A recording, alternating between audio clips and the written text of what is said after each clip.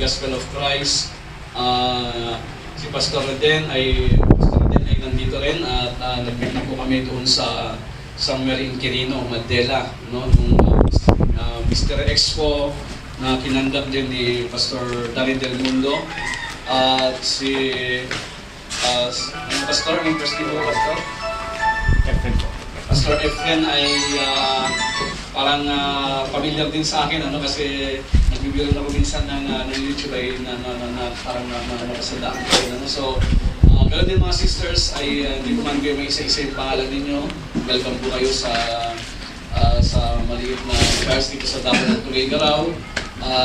Kami po ay nagdadaos ng monthly ministers, monthly message ministers meeting, ano, every month po itong ginagawa namin, ano. So, but in as much that Brother Ray has invited you, ano, doon sa conversation ninyo, and we are so very grateful to have you.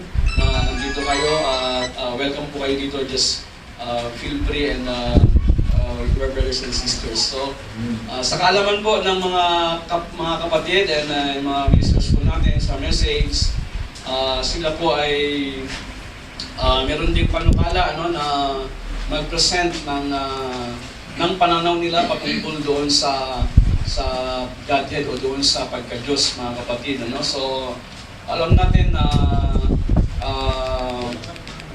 ano man ang marinig na rin mamaya, we're just feel free to ask, verify or to ask question with regards to their presentation, ano. So, para lang doon sa kaalaman din ng iba, no, sila po ay okay lang ba basta pwede ko lang ng konting background? Apo. Ano, sila po ay ang naniniwala sa 34 years without God. Correct me if I'm wrong, ano? 34 years without God, na sa loob ng 34 years ay papatunayan nila sa presentation nila, ano.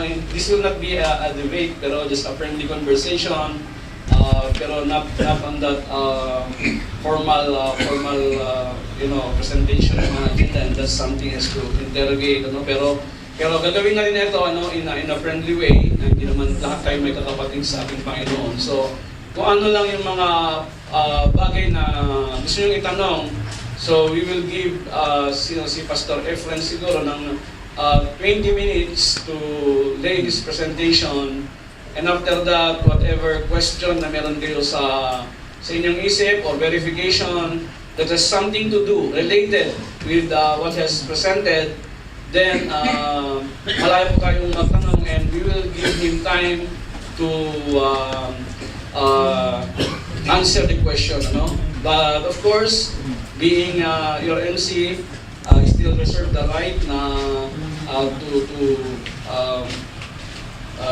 to go with the conversation pag sakaling magkaroon ng konting problema, I will just speak, no, para lang magkaroon ng order tayo, no, sa conversation na.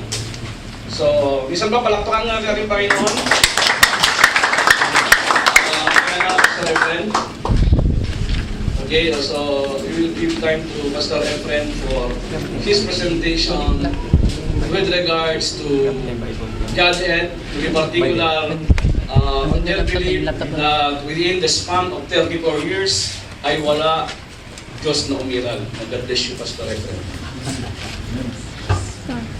Kung kinakailangan yung gumamit ng projector or to quote some scripture in the Bible, Brother Matthew, pwedeng maki-assist ka lang dito para kung meron silang gustong i-plus ay you can still quote the specific scripture. God bless you, Pastor.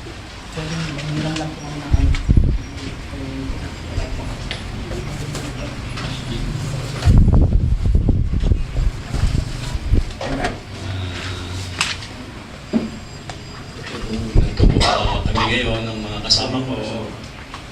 Hindi ko po inasahan na ganito po yung magiging situation po. Kaya sorry po kung meron pala kayong pagtitipon ngayon. Hindi po namin intensyon na makagambala po at mag-imasok po sa gawain po ninyo.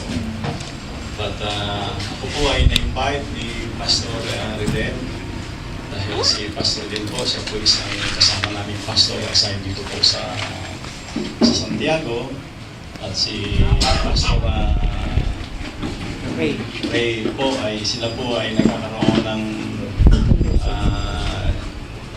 conversation po about sa Word of God.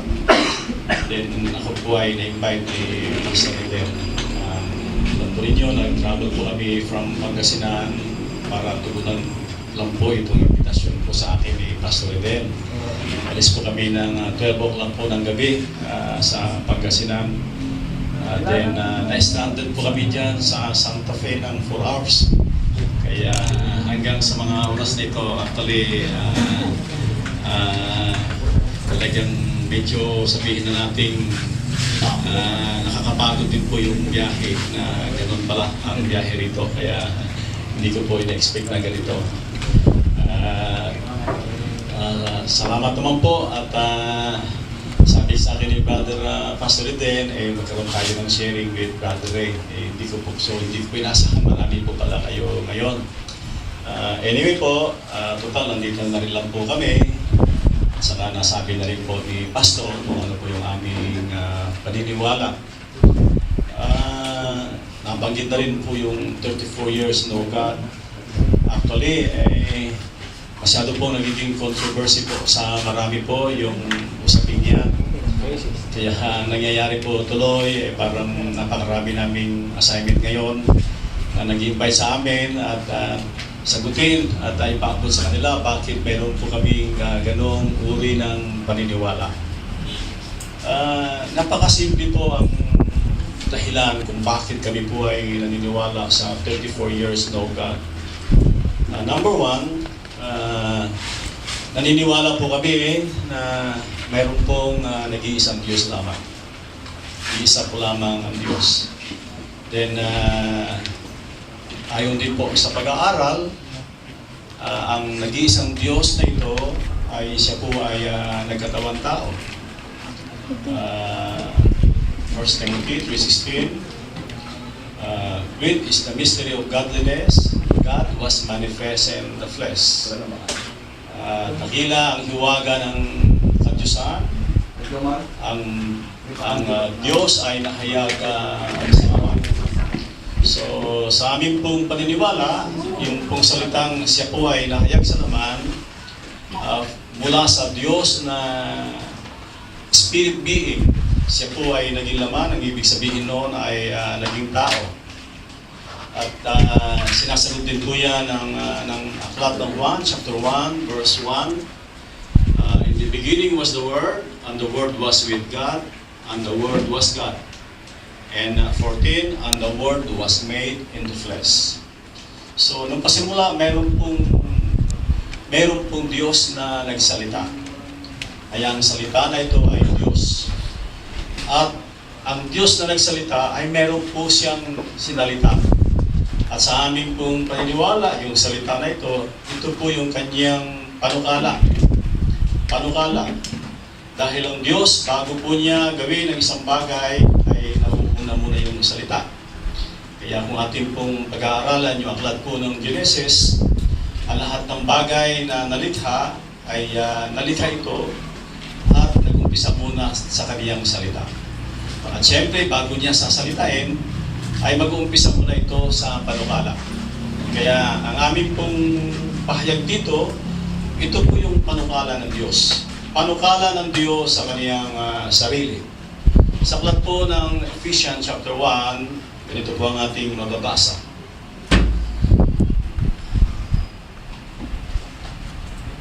Sa aklat po ng Ephesians chapter 1, ganito po ang ating matutunghayan. Talatang 10 po ang pasimula. Na ipinakilala niya sa atin ang hiwaga ng kaniyang kalooban. Ayon sa kanyang minagaling na ipinasya niya sa kanya rin. Having made known unto us the mystery of His will. Meron pong tinatawag na mystery po. At ang hiwagang ito ay tungkol po sa kanyang sariling kalooban. In the book of Matthew chapter 7 verse 21, alam natin ito na hindi ang bawat tumatawag sa Panginoon ay maliligtas. Matutuhayan natin dyan na maraming nagpapagaling ng mga may sakit. Gumagawa ng mga himala at iba't ibang mga kababalaghan at nagpapahayag sa kanyang pangalan. Pero sinabi po ng Panginoon na sabi niya, hindi ko kayo nakikilala. Magsilayo kayo sa akin, kayong magagawa ng katampalasanan. At bakit po niya sinabi na sila'y magagawa ng katampalasanan? Sa verse 21, sapagkat hindi ninyo ginagawa ang kalooban ng aking Ama na nasa langit. So, kumisan marami po mga tao na pag nakakakita po ng himala ay na-amaze po sila. Ako rin. Kami rin. Pero sa pagdaloy po ng paglago ng karunungan at kaunawaan, mayroon pong mas higit po yan. Alin po ito? Yung makita po natin ang kalooban ng Ama na nasa langit. Yung kalooban ng Ama na nasa langit.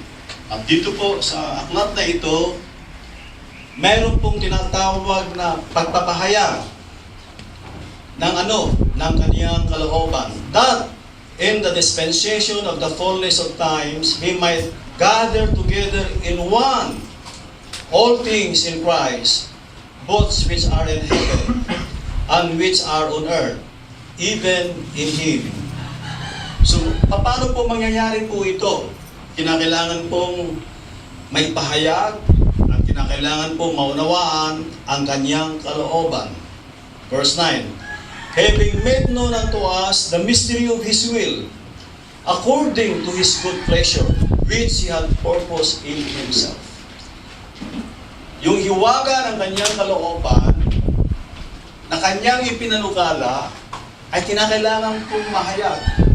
At ang panukalang ito na hiwaga, ito ay patungkol po sa kanyang sarili. Sino po yung patungkol sa kanyang sarili? Ang Diyos. Ang Diyos mismo, meron siyang ipinanukala para sa kanyang sarili.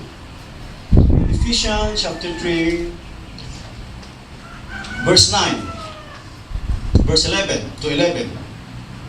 At may pakita sa lahat ng mga tao kung ano ang pagiging katiwala sa hiwaga ng lahat ng panahon ay inilihim ng Diyos na lumalang ng lahat ng mga bagay. Mayroon pong panukala, mayroon pong hiwaga na inilihim ng Diyos. Hindi po tao ang naglihim, Diyos po ang naglihim. Hindi po ito madaling masumpungan, hindi po ito madaling makita. Sapagkat Diyos po ang nagtago, ang naglihim, paano natin makikita. Pero kinakailangang mahayag in the fullness of time. Meron pong tinatawag na takdang panahon. Kaya siguro pwede po natin tanungin ang ating sarili o sa ating pag-aaral, ano kayang hiwaga ito na kinakailangan dapat po na mahayag? At ano ba ang panukalang ito na tungkol sa kanyang sarili mismo, mga kapatid? Ano po ito? Verse 11. Upang ngayon sa pamamagitan ng iglesia ay may pakilala sa mga pamunuan, sa mga kapangyarihan sa sangkalangitan, ang kapuspusan ng karunungan ng Diyos. Napakaganda po. Kinakailangan po itong hiwagang ito na nagtataglay, nagpapahayag ng buong kapuspusan ng karunungan ng Diyos. Makikita mo kung how good is God, no? Yung gaano siya kagaling, gaano siya katalino, kung gaano siya napakahusay. Ayon po klaseng panukala ito, verse 11. Ayon sa panukalang walang hanggan na ipinanukala kay Kristo Jesus na Panginoon natin. Ang panukala o palang walang hanggan na involve po ang Diyos sa kanyang sarili ay tungkol sa kanyang panukala kay Kristo Jesus na Panginoon natin. Ang ating Panginoong Kristo po, siya po ang dahilan kung bakit nilikha ng Diyos ang lahat ng bagay. Aklat po ng Colossus chapter 1 verse 15. Ito po ang ating mababasa. Na siya ang larawan ng Diyos na di nakikita, ang panganay ng lahat ng mga nilalang. sapagkat sa Kanya nilalang ang lahat ng mga bagay sa sangkalangitan at sa sangkalupaan, na mga bagay na nakikita at ang mga bagay na di nakikita, maging ang mga luklukan o mga pagsako o mga pamunuan o mga kapangyarihan. Lahat ng bagay ay nilalang sa pamamagitan niya at ukol sa Kanya. So kung ating pong kukunin talaga ang tunay na kapahayagan ng hiwagang ito, ay kinakailangan abutin natin lahat kung ano po ang panukala ng Diyos tungkol kay Jesucristo. Sapagkat sa pamamagitan niya, nilikha niya lahat ng bagay. Pwede natin sabihin, pati tayo po ay lumitaw sa mundong ito dahil sa panukala ng Diyos sa ating Panginoong Jesucristo. Ukol sa Kanya at dahil sa Kanya, nilikha ang lahat ng mga bagay. So parang nakikita po natin ngayon na ang sentro ng lahat ng bagay sa langit, sa lupa, sa mga anghel, maging sa Diyos ay walang iba kundi ang ating Panginoong Jesucristo. John chapter 17, at ito ang buhay na walang hanggan. Verse 3, ang makilala kanila na iisang Diyos sa tunay at si Jesucristo na yung sinugo. Ang tunay pong kaligtasan, ang kasiguraduhan po na magkakaroon po tayo ng buhay na walang hanggan, hindi sapat na tayo sumasampalataya sa Diyos. Ang ating pong pananampalataya sa Diyos ay primary lang po yan. Opening lang po yan para tayo ay lumapit sa Diyos, tayo ay mag-aral sa salita ng Diyos, tayo po ay magpasakop sa Diyos, tayo po ay magtiwala sa Diyos.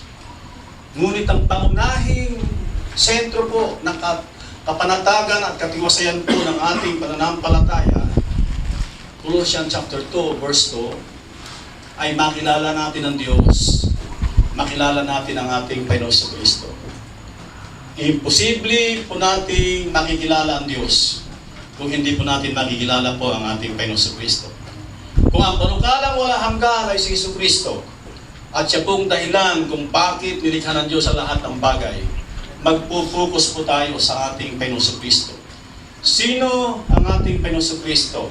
Ano ang ating Panginoong Jesucristo?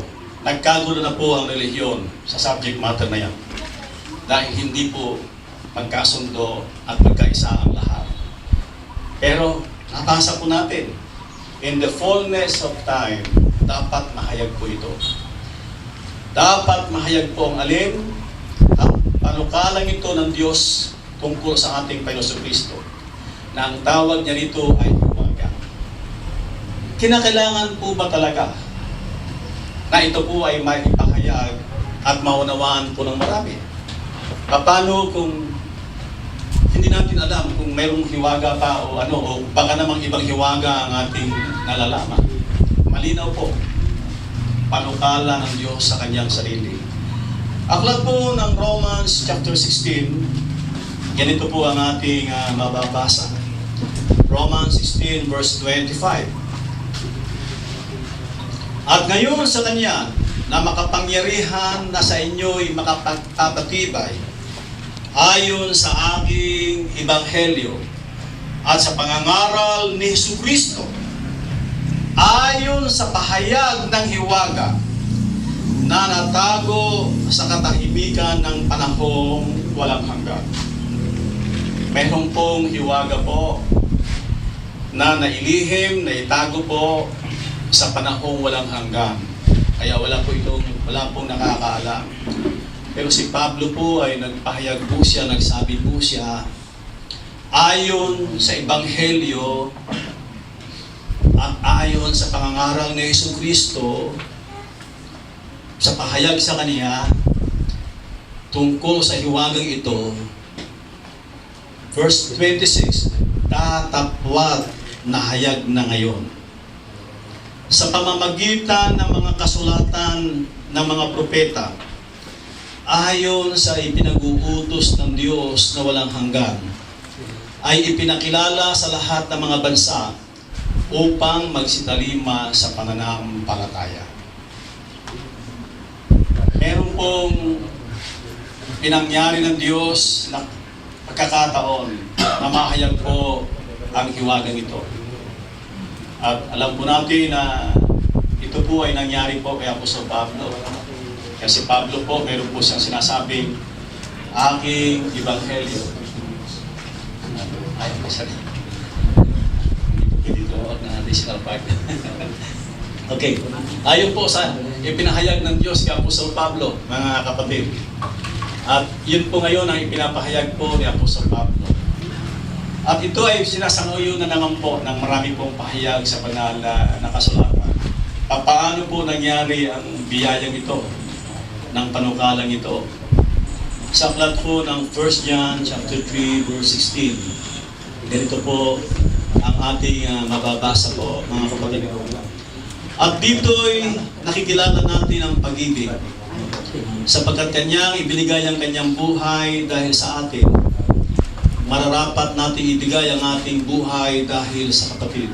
Hereby perceive with the love of God, because He laid down His life for us, and we ought to lay down our lives for the brethren. Ang hiwagang ito ay ibinigay ng Diyos ang Kaniyang buhay.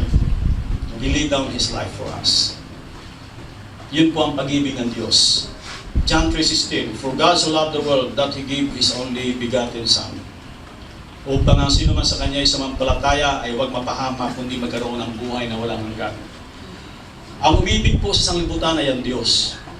Isinugo niya ang Kanyang anak. Sino po ang Kanyang anak? Ang ating Panginoong Kristo. Paano po niya susuguin ang Kanyang anak? Ang Diyos po ay meron po siyang sariling buhay. Ang anak, para maisugo niya, kailangan niyang bigyan ng buhay ang anak. At para magkaroon po ng buhay ang anak, isinugo ng Diyos ang kanyang buhay. Isinugo po ng Diyos ang kanyang buhay, ibinigay po niya sa kanyang anak. Paano po nangyari yan? Yung buhay ng Diyos ay eternal life. Yung eternal life na ito, chapter 1 ng 1 John, verse 1 to 3, yung eternal life na ito na buhay ng Diyos, manifested into life. At ang life na ito ay nasa Kanyang anak. At ang anak na yan ay wala iba kundi ang ating Panginoong Kristo. Nangaral po ang anak, ang sabi niya, ako ang daan, at ang katotohanan, at ang buhay. Sino man ay hindi makaparoon sa Ama kung hindi sa pamamagitan ko. So ang anak po ay wala po siyang buhay na walang hanggan. Ang nasa anak lang po ay buhay. Pero paano po siya nagkaroon ng buhay? John chapter 5. Binigyan siya ng Diyos ng buhay para mabuhay po ang anak. Sapagkat yun po ang pag-ibig ng Diyos. So, yung Diyos na meron siyang buhay na eternal life, ibinigay niya sa kanyang anak. Meron pa bang buhay ang Ama na Diyos? Wala na po. Nangyari po yung sinabi ni Paul, chapter 2, verse 6, siya na bagamat nasaan yung Diyos, hindi niya inaring panangnan ang pagkapantay niya sa Diyos. Pagkus sinubad niya ito na ganyong alipin na kitulad sa mga tao at naging masunurin hanggang sa kamatayan sa krus. Inalis po niya ang kanyang pagka-Diyos. Para mangyari po na mayroon pong Diyos na magkakatawang tao. Sa pagkakatawang tao ng Diyos, tao po siyang totoo. Si Jesus ay nangaral, siya ay taong nagsasaysay ng katotohanan. Siya ay taong napagod, nagutom, nakuhaw, at higit sa lahat namatay. 1 Timothy 1:17, ang Diyos ay walang kamatayan. Nagtagumpay ang Diyos sa kanyang kalooban at panukala na siya ay magkakatawang tao. Ang Diyos po nagpahayag na siya ay namatay. Pero ang literal na Diyos ay hindi po pwedeng mamatay sapagkat wala po siyang kamatayan. Bakit po niya na siya ay namatay? Revelation chapter 1 verse 17 to 18. Sapagkat siya mismo yung Diyos na naging si Jesucristo. Kaya ang sabi ni Jesucristo, ako at ang Ama ay iisa.